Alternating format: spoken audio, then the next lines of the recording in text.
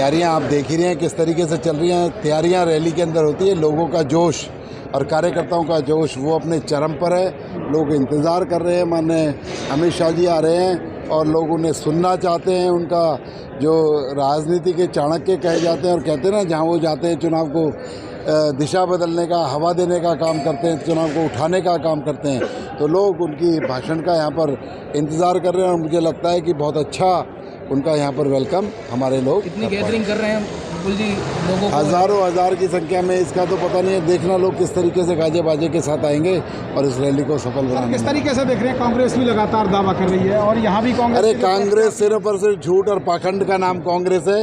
लोगों को बरगलाने का काम कर रही है। जैसे कहा ना, दलितों का संविधान बदल देंगे और संविधान के अंदर चेंज करके दलितों का आरक्षण खत्म कर देंगे और हमारी महिलाओं को 8500 रुपये हर महीने देने का काम करेंगे।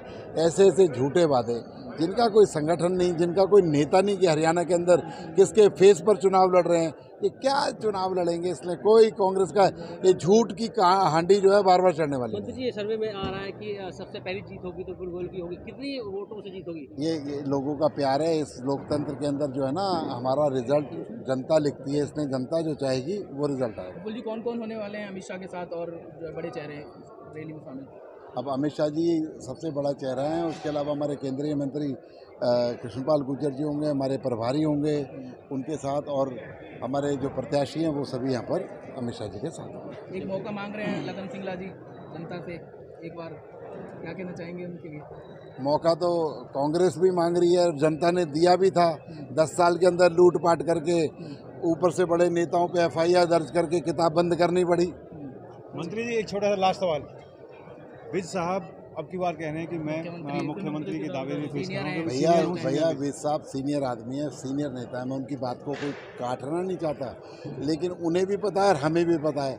हमारा शीर्ष संगठन तय करता है कि कौन मुख्यमंत्री बनेगा, कौन हमारा पार्टी का अध्यक्ष बनेगा।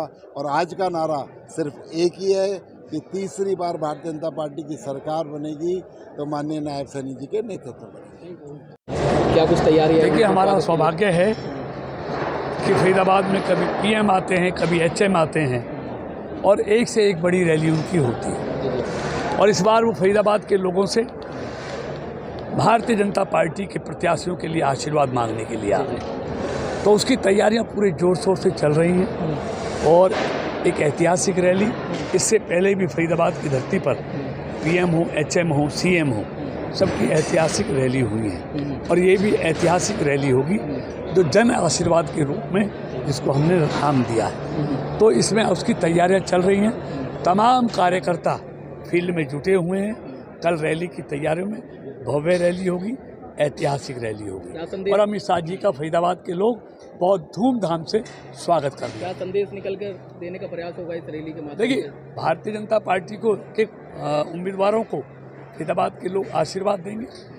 पहले भी लगातार फरीदाबाद के लोगों का आशीर्वाद मोदी जी के साथ, भारतीय जनता पार्टी के साथ रहा है और हमको पूरा विश्वास है। अभी ताज़ा लोकसभा के चुनावों में भी फरीदाबाद के लोगों ने भारतीय जनता पार्टी को ऐतिहासिक जीत दिलाई।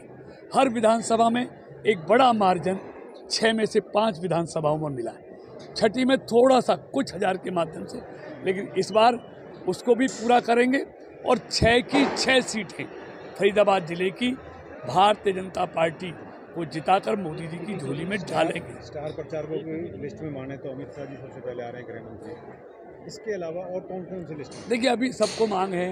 अभी हमारे CM साहब आएंगे, योगी जी आएंगे और केंद्र के बड़े नेता आएंगे। तो अभी तो ये शुरुआत है। तो कल अमित शाह जी फरीदाबाद के लोगों से आशीर्वाद अपने उम्मीदवारों के लिए मांगेंगे।